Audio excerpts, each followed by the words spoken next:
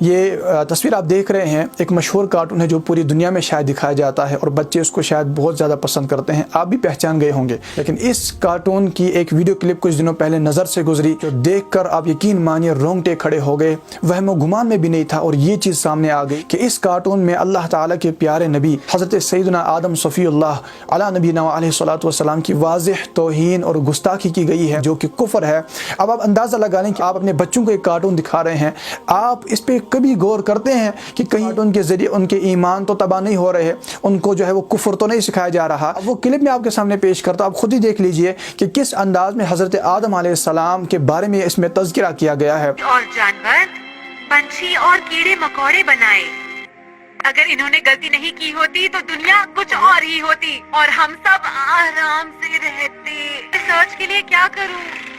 Adam اور ایو نے بہت بڑی غلطی کی، انہوں نے گیان کا پھل کھایا، اس لیے ایشور کو غصہ آیا اور انہیں سورگ سے نکال دیا گیا اور ہم ان کے بچے بیچارے پریشانی جھیل رہے ہیں۔ وہی بات کہ حضرت آدم علیہ السلام نے وہ جو جنت سے ممنوع پھل کھایا تھا، وہ ایک ایسا موضوع ہے کہ جو انتہائی نازک ترین موضوع ہے۔ اس موضوع پر تو کلام کرنا یاد رکھیے گا یہ عام لوگوں کے بس کی بات نہیں ہے۔ یہ شرعی حکم یاد رکھیے کہ اگر کسی بھی نبی علیہ السلام کی ادنا سی توہین ہو گئی، معمولی سی گستاخی ہو گئی، یہ انسان کو اسلام سے خارج کر دیتا ہے۔ اور جو اس پر خوش ہو جائے، جو اس پر راضی ہو ان جملوں پر، ان کلمات پر جن میں گستاخی ہو، وہ راضی ہونے والا بھی اسلام سے خارج ہو جاتا ہے۔ تو اگر آپ کے بچے کارٹون دیکھ رہے ہیں اور ان کلمات کو پسند کریں گے، ان پر بھی حکم کفر ہوگا کہ سمجھدار بچے کا کفر و اسلام معتبر ہوتا ہے۔ اب آپ اندازہ لگا لیں کہ یہ کس قسم کے فتنے چل رہے ہیں، کس طرح ایمان سے بے دخل کرنے کی کوشش کی جا رہی ہے، کس طرح نبیوں سے بدظن کرنے کی کوشش کی جا رہی ہے۔ حالانکہ انبیاء علیہ الصلوۃ والسلام تو وہ ہستیاں ہیں جو تمام مخلوقات میں سب سے زیادہ عزت والے، مرتبے والے ہوتے ہیں۔ نبیوں کے بارے میں بنیادی عقیدہ ہے کہ کسی بھی نبی سے کوئی گناہ سرزد ہو ہی نہیں سکتا۔ اور پھر حضرت آدم علیہ السلام کی بات ہو جن کے فضائل پر قرآنی آیتیں شاہد ہیں، احادیث طیبہ گواہ ہیں۔ قرآن میں اللہ تعالیٰ نے انہیں اپنا خلیفہ فرمایا کہ جب فرشتوں سے فرمایا کہ میں زمین میں اپنا خلیفہ بنانے والا ہوں، اللہ تعالیٰ نے انہیں تمام چیزوں کے نام سکھائے۔ یہی وہ حضرت آدم علیہ السلام ہے جن پر ہماری جانیں قربان ہوں، جن کو فرشتوں سے سجدہ کروایا گیا۔ آپ اندازہ لگا لیں کہ ان کا مقام اور مرتبہ کیا ہے۔ پھر ان کے بارے میں اس طرح کے کلمات کہنا، گستاخانہ الفاظ کہنا، گھٹیا باتیں کرنا۔ اور یہاں پر یہ بھی عرض کر دوں کہ حضرت آدم علیہ الصلوۃ والسلام کا واقعہ جس میں جنتی پھل کھانے کا تذکرہ ہے، یہ خطائے اجتہادی واقع ہوئی تھی، اور خطائے اجتہادی یاد رکھیے گا یہ گناہ تو دور کی بات ہے، اس پر اجر و ثواب ملتا ہے۔ صحیح بخاری اور صحیح مسلم کی واضح حدیث ثابت ہے جس میں نبی پاک صلی اللہ علیہ وسلم نے ارشاد فرمایا، حکم کرنے والا اجتہاد کے ساتھ حکم کرے اور اس حکم میں درست ہو تو اس کے لیے 2 اجر ہیں، اور اگر اجتہاد میں خطا واقع ہو جائے تو اس کے لیے 1 اجر ہے۔ گناہ نہیں بیان فرمایا بلکہ فرمایا اس کے لیے اجر ہے، اسے اجر ملتا ہے۔ یہ تو مجتہد کی شان ہے کہ اس کے اجتہاد میں خطا ہو تو اس کو گناہ نہیں ملتا بلکہ اس پر بھی اس کو اجر دیا جاتا ہے۔ تو پھر نبیوں کی کیا شان ہوگی کہ یہاں پر بھی اجتہادی خطا واقع ہوئی تھی، یاد رکھیے کوئی گناہ نہیں تھا، یہ انہیں کوئی حرام کام نہیں کیا، یاد رکھیے گناہ و حرام نہیں تھا۔ انبیاء سے گناہ حرام کام سرزد ہو ہی نہیں سکتے ہیں، یہ بنیادی عقیدہ ہے۔ یہ تو اجتہاد میں خطا واقع ہوئی تھی، اور اجتہاد میں خطا واقع ہونا تو گناہ ہے ہی نہیں، اس پر بھی اجر ملتا ہے۔ تو جب یہ گناہ ہے ہی نہیں تو اس طرح اس واقعے کو ذکر کرنا کہ معاذ اللہ گناہ کا گمان ہو، ان کے بارے میں معاذ اللہ لوگوں کا ذہن خراب ہو، غلط عقیدہ ہو، یہ سب کچھ کیا ہمارے بچوں کو سکھایا جا رہا ہے؟ جو جملے اس میں کہے گئے معاذ اللہ حضرت آدم علیہ السلام اور حضرت حوا رضی اللہ عنہا نے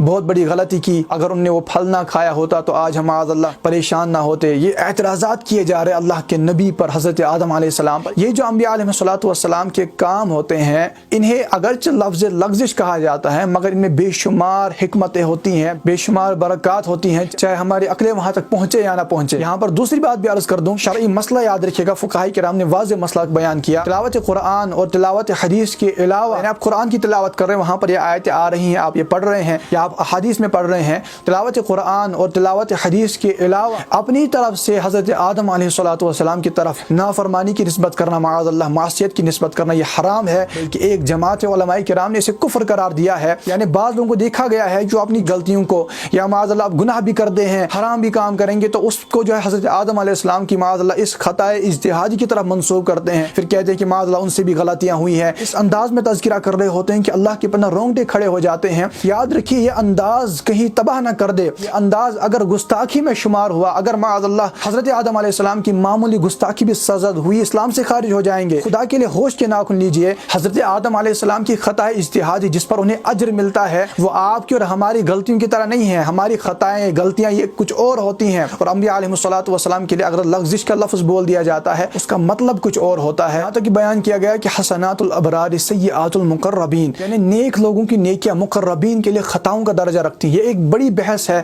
بڑا یہ تفصیلی موضوع ہے, مگر افسوس ہوتا ہے ان لوگوں پر جو اس طرح کے واقعات کو کوٹ کر کے لوگوں کا ذہن خراب کرتے ہیں. اور جس طرح اس کارٹون میں کیا گیا, اگر آپ بچوں کو کارٹون دکھانا ہی چاہتے ہیں تو غلام رسول جو مدنی چینل دعوت اسلامی کی ویب سیریز ہے وہ دکھائیں, جس میں انہیں سنتیں سکھائی جا رہی ہیں, آداب سکھائے جا رہے ہیں.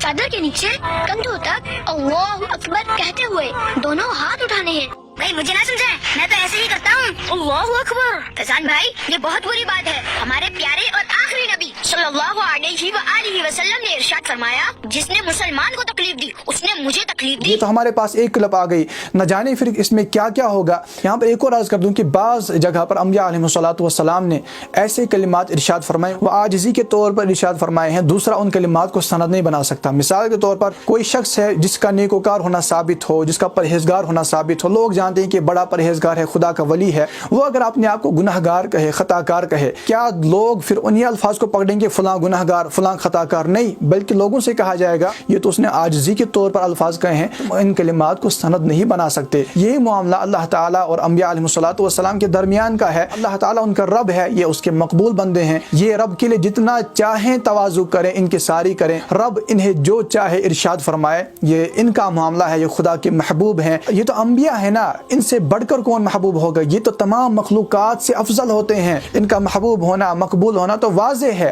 لہٰذا انہوں نے جو کلمات خود کے بارے میں کہے, مثال کے طور پر حضرت یونس علیہ الصلوۃ والسلام نے جو کلمات پڑھے, لا الہ الا انت سبحانک انی کنت من الظالمین, تو ایسا نہیں کہ یہ کلمات کوئی پڑھے اور کہے کہ معاذ اللہ حضرت یونس علیہ السلام ظالم ہے. یاد رکھیے گا فقہاء کرام نے واضح مسئلہ لکھا ہے کہ اگر کوئی کسی نبی علیہ السلام کو ظالم کہے گا وہ دائرہ اسلام سے خارج ہو کر کافر مرتد ہو جائے گا. انہوں نے عاجزی کی تھی اور معاذ اللہ یہ ان کی توہین کر رہا ہے. لہٰذا خدا کے لیے اس طرح کے ٹاپکس لوگوں میں بیان ہی نہ کریں جن سے لوگوں کا ذہن خراب ہو, اور اگر کرے تو وہ کوئی مفتی ہو, کوئی بہت بڑا عالم دین ہو جو صحیح عقائد لوگوں میں بیان کر رہا ہو. لیکن عام لوگ اس طرح اپنی خطاؤں کو بھی, اپنے گناہ سرزد ہو جائیں, غلطیاں کرتے ہیں, حرام کام کریں گے, حضرت آدم علیہ السلام کا حوالہ دیں گے. یہ انداز بہت خطرناک ہے. اگر گستاخی ہو گئی حکم شرع, یاد رکھیے گا دائرہ اسلام سے خارج ہو جائیں گے, ایمان تباہ ہو جائے گا. اللہ تعالی ہمارا ایمان سلامت رکھے. اس ویڈیو کو زیادہ سے زیادہ شیئر کیجیے تاکہ لوگ بھی آگاہ ہو جائیں کہ کس طرح لوگوں کا ایمان, بچوں کا ایمان تباہ کیا جا رہا ہے. السلام علیکم ورحمۃ اللہ وبرکاتہ.